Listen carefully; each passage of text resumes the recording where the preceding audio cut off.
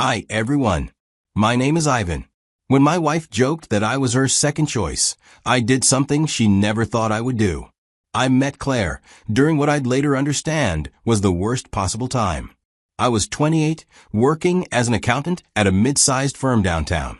Claire, on the other hand, was 26, working for a marketing agency. We were introduced by a mutual friend who worked with Claire. I took the lead and tried to start a conversation with Claire. I asked the usual getting-to-know-you questions. Her answers were polite but brief. She'd glance away mid-conversation, like she was looking for an escape route.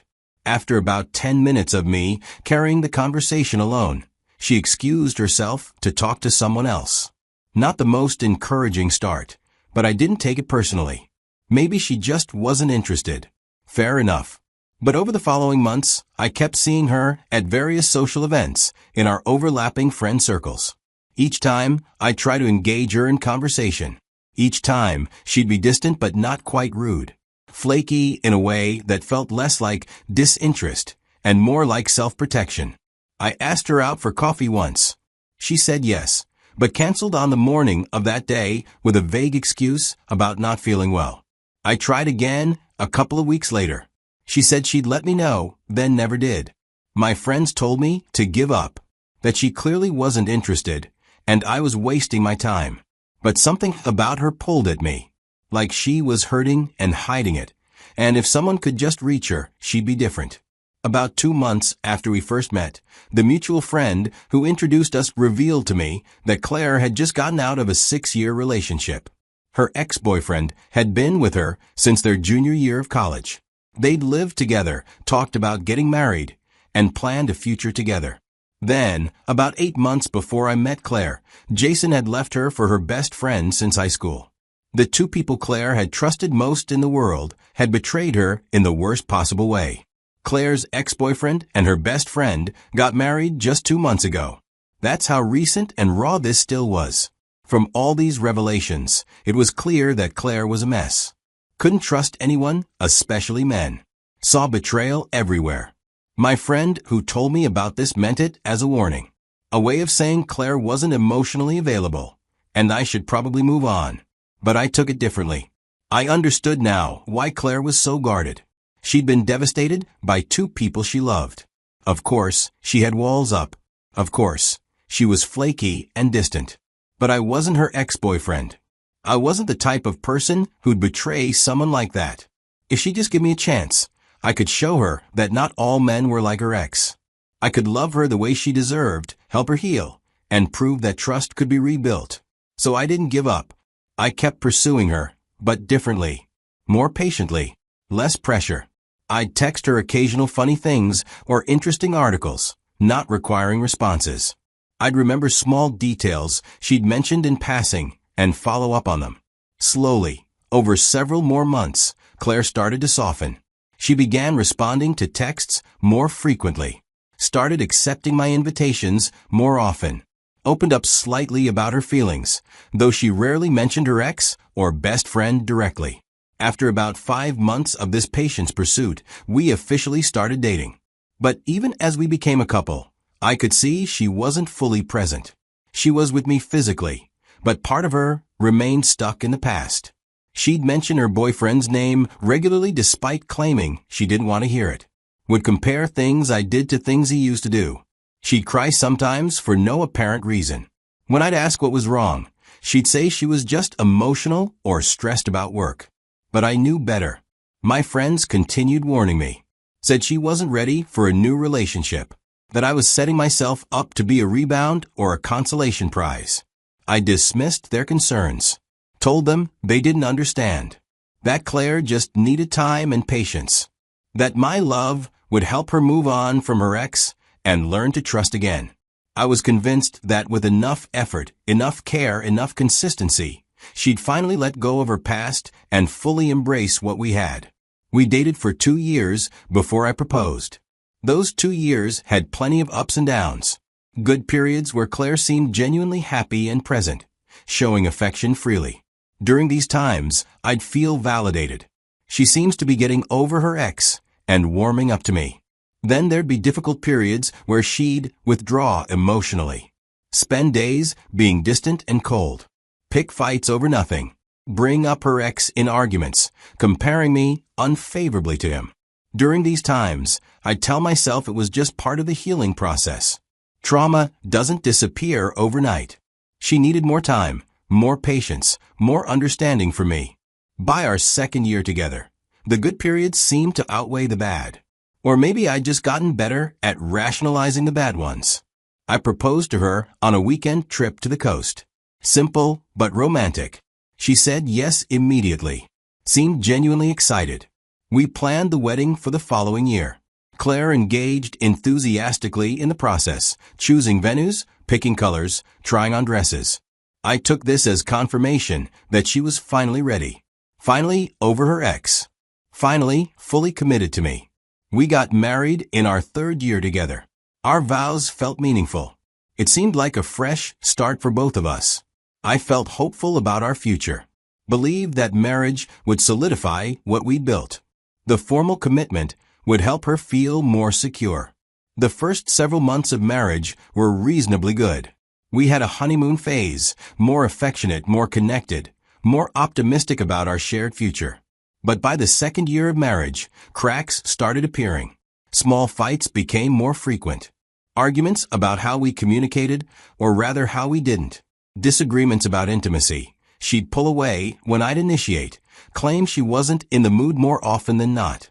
Conflicts over household responsibilities that shouldn't have been major issues, but somehow became battles. Our emotional connection started dulling. Conversations became more surface level. We'd spend evenings in the same room, but doing separate things, barely interacting. Affection became rare. Arguments escalated more quickly than they used to. Small issues would blow up into bigger fights. We'd both get defensive faster, and resolution would become harder to reach. Claire would often claim I didn't understand her anymore, that I'd changed since we got married, that I didn't listen to her needs or see her clearly. From my perspective, I felt increasingly unappreciated. I worked hard to provide financial stability for us. Made sacrifices, turned down a job opportunity that would have required relocation because Claire didn't want to move. Tried to be supportive and understanding even when she was difficult. But nothing seemed enough. She was perpetually restless, perpetually dissatisfied. Always finding something wrong, never quite content. I was getting tired. Tired of the mood swings, tired of feeling like I was failing her somehow. Tired of working so hard to maintain a marriage that felt increasingly one-sided. But I stayed committed. Told myself that all marriages go through rough patches. That we just needed to push through this period. Then came Claire's birthday. I was exhausted from recent conflicts and her mood swings. Part of me just wanted to do something small and simple. But it was a milestone birthday, and despite everything, I wanted to do something special for her. I decided to plan a surprise party at our house. I contacted an event planner who specialized in home parties. Explained what I wanted, elegant but not over-the-top, intimate gathering with close friends, Claire's favorite foods, meaningful decorations. The event planner and I planned everything over 2 weeks. She'd come to the house while Claire was at work, take measurements, show me decoration options, and coordinate with the caterer I'd hired. The plan was for everything to be set up on the evening of Claire's birthday while she was at work. I'd leave work early to oversee the setup. Friends would arrive and hide. Claire would come home to a complete surprise. I hired a caterer who prepared multiple dishes, including all of Claire's favorites. I had the event planner decorate with string lights, fresh flowers, and photo collages of Claire throughout her life. I invited about 25 people, our close friends, some of her co-workers, a few family members who lived nearby. Everything was meant to show how much I cared, how much thought I'd put into celebrating her. Maybe remind her of what we had together, rekindle some of the warmth that had been missing. The day of the party, I left work at 3. Got home to find the event planner and her team already there, turning our living room and dining room into something beautiful. By 6, everything was perfect. String lights glowed warmly. Flowers are arranged beautifully on every surface.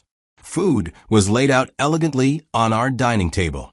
Photo collages displayed on easels showing Claire's life, childhood photos, college pictures, and photos of us together. Guests started arriving at 6:30. By 7:15, everyone was there, hidden in various rooms, lights dimmed, waiting. Claire typically got home around 7:30 p.m. Like clockwork, I heard her car pull into the driveway at 7:18. I positioned myself near the front door, phone ready to signal everyone. Claire walked up to the door, keys jingling, opened it to a darkened house. She stepped inside, confused, reaching for the light switch. I flipped the lights on from where I stood. Everyone jumped out yelling, "Surprise!" Claire's hands flew to her mouth. Her eyes went wide with genuine shock. She looked around at all the people, the decorations, and the food, taking it all in. Tears filled her eyes. She looked at me with such emotion that I felt a surge of hope. Maybe this would be the thing that brought us back together. She hugged me tightly, thanking me repeatedly. Said she couldn't believe I'd done all this. It was amazing that she felt so loved. The evening proceeded beautifully. Friends mingling, eating, laughing. Claire was genuinely happy and relaxed in a way I hadn't seen in months. She moved from group to group, hugging people, thanking them for coming, and showing them around the decorations. Around 9, we gathered everyone for cake cutting. Claire stood next to me while I lit the candles. Everyone sang happy birthday. She blew them out, made a wish, and cut the first slice. Then she gave a brief thank you speech. Thanked everyone for coming, for being part of her life. Thanked me specifically for the surprise, for putting so much thought into it. Said she felt lucky to have me. I felt genuine hope in that moment. Maybe we'd turned a corner. Maybe this would remind her of why we'd gotten married in the first place.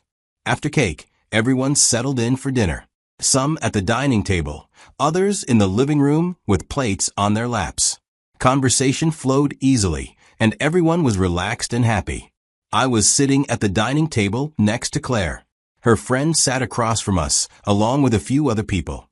The friend looked at Claire with a warm smile and said casually, "You really locked down a good one." She meant me, meant the surprise party and everything I'd done. Claire laughed and then said, "Yeah, I guess my second choice wasn't so bad after all." Everyone at the table laughed.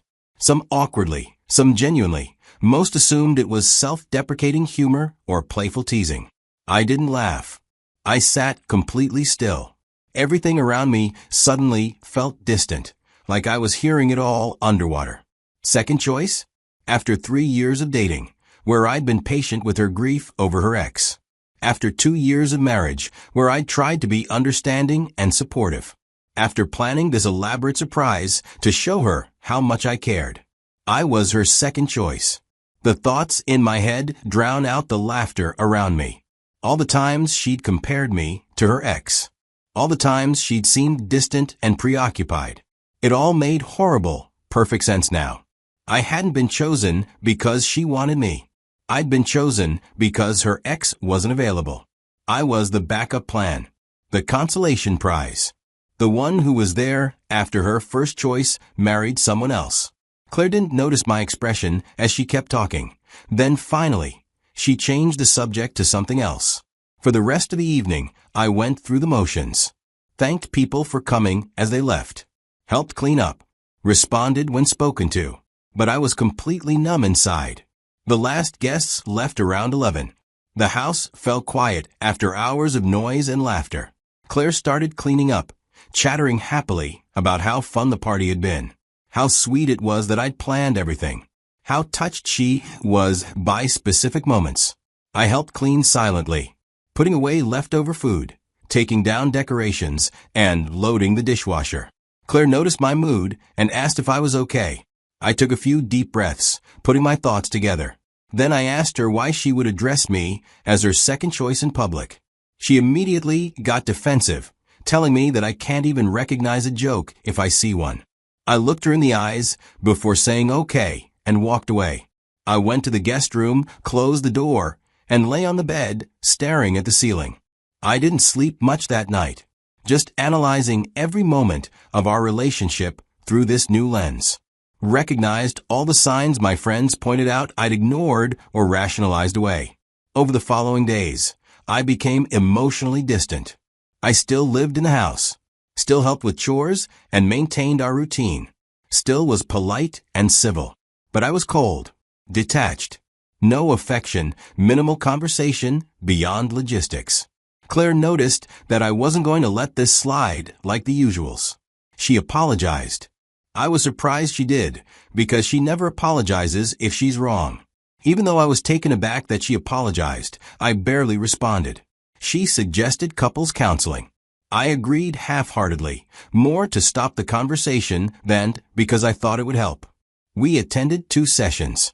I participated minimally, answering the therapist's questions with brief responses, but not engaging meaningfully.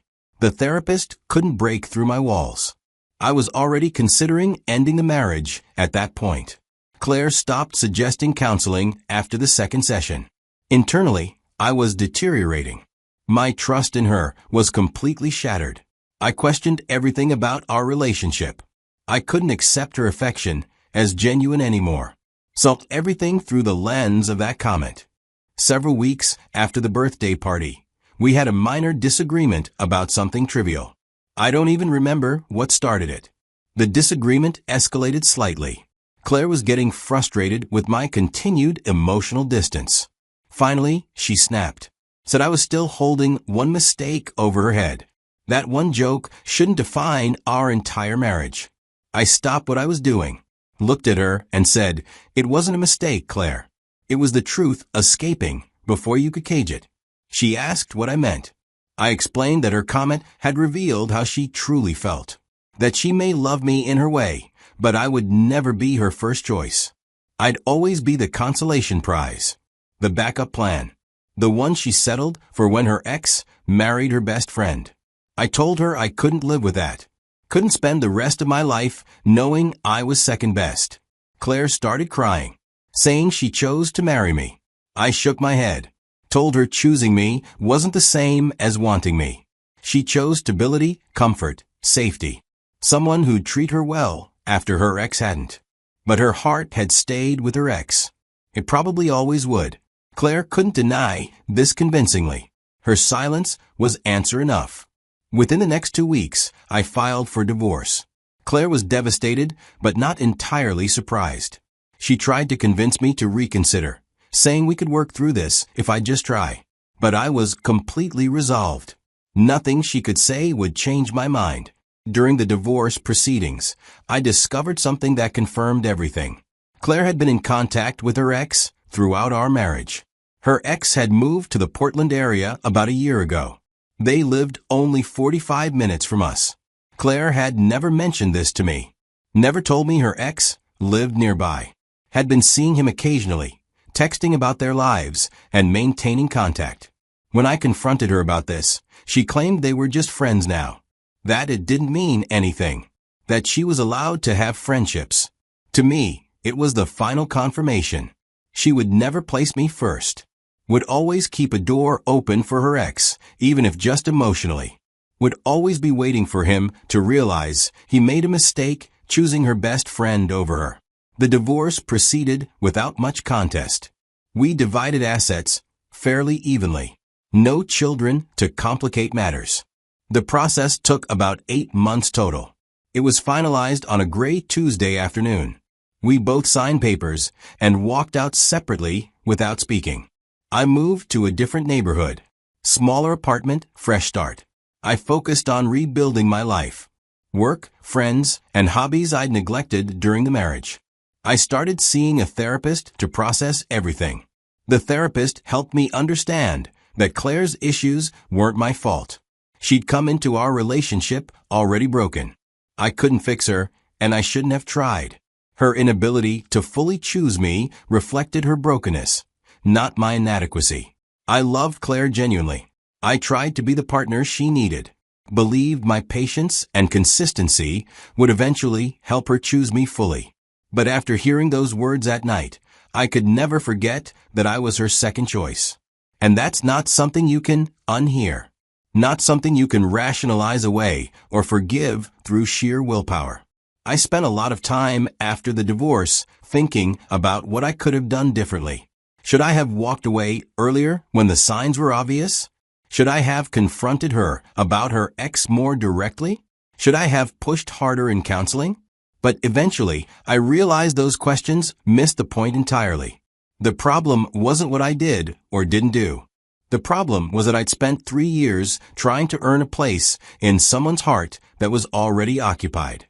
Claire had never fully let go of her ex. Not when we started dating. Not when we got married. Not even when she was texting him behind my back.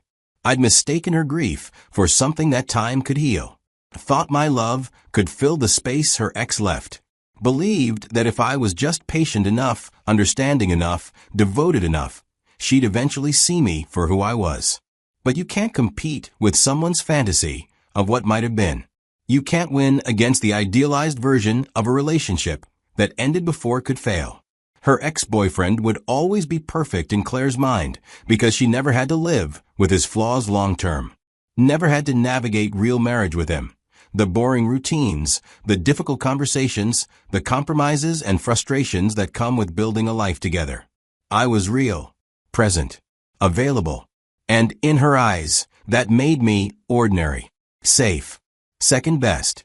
The birthday party had been my attempt to remind her of what we had, to show her I was worth choosing, to prove my love through grand gestures and thoughtful details. But grand gestures can't change how someone fundamentally sees you. And that comment had revealed exactly how she saw me. Now, looking back on my marriage to Claire from the distance of several years and a healthier relationship, I can see it all clearly. Claire wasn't a bad person. She was just broken in ways I couldn't fix. Damaged by her ex-boyfriend's betrayal in ways that made her unable to fully commit to anyone else. She probably did love me in her capacity to love. But her capacity was limited by the space her ex still occupied in her heart. And I wasn't wrong to try to help her heal. Patience and understanding are good things in relationships. Where I went wrong was accepting less than I deserved. Settling for being someone's safe option instead of their passionate choice. Convincing myself that time would change something fundamental that time couldn't change. All the other issues in our marriage stemmed from that central truth. She was in a marriage with someone she'd settled for. And I was in a marriage with someone who'd never fully chosen me. That's not a foundation you can build on. Not a problem you can solve through communication, counseling, or romantic gestures. It's just fundamentally broken from the start. And I've learned, painfully, that being someone's second choice is worse than being alone. It's better to be single than to be settled for. Better to wait for someone who actually wants you than to spend years trying to earn a place in someone's heart that's already occupied. Everyone deserves to be someone's first choice. Their passionate, clear, unequivocal choice. I wasn't that for Claire. And once I finally accepted that truth, leaving became the only option that made sense.